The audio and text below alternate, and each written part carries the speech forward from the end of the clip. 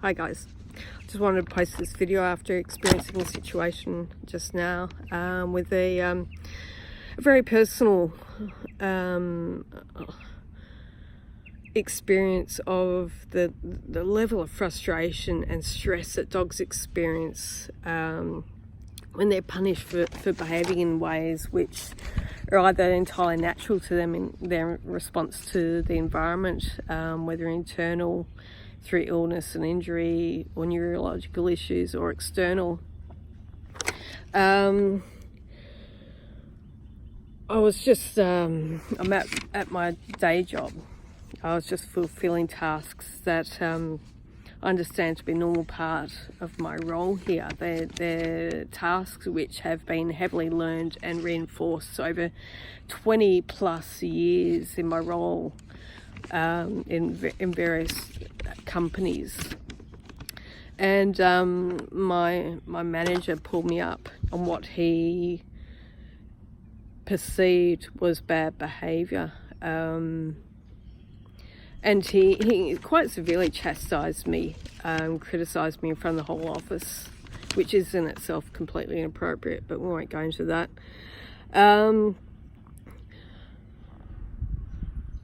And I did ask him for guidance, which is a way to going back to reinforcement, because all behaviour is based on reinforcement. You cannot have behaviour without reinforcement. I'm waffling. So I just wanted to post this, hoping you get a bit of an insight into what our dogs experience when we punish them for behaviours. It's a fairly extreme level of frustration and stress, because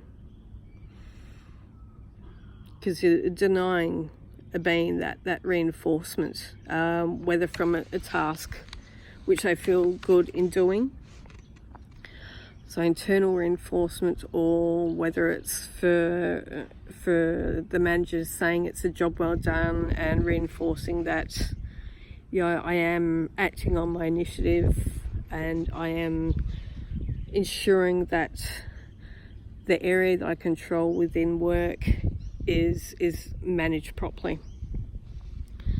So going back to our dogs, I'm so frustrated. You don't need to punish your dog for behaviours that we perceive to be unwanted. There are no bad dogs, there's no bad behaviour. It's only desirable and undesirable behaviours, which is entirely our point of view. To dogs, it's just all normal, it's reacting to the environment, or it's based on a history of reinforcement and learning, which may come from you, it may not. It may be internal reinforcement, it may be external. I sound like a broken record. This is difficult. I'm really struggling. So yeah, you don't need to punish your dogs to tell them that they're behaving badly, because they're not. They're just dogs. They're just behaving as they know how to. So what you can do instead is that you can manage the environment to prevent the unwanted behaviour, and then you give them an alternative and you reinforce that, and you allow them to seek reinforcement through this alternative behaviour, which may be food, it may be play, it may be cuddles, it may be just the removal of the thing that's causing them to respond in fear or or frustration. Okay, that in itself can be reinforcing. Okay, so yeah, give them clear guidance for a way to gain reinforcement into the future. Manage the environment to prevent the behaviour that you don't want, but also ensure that you don't look at the behaviour in isolation. Look at reasons why it's happening. Like I posted recently that Jade has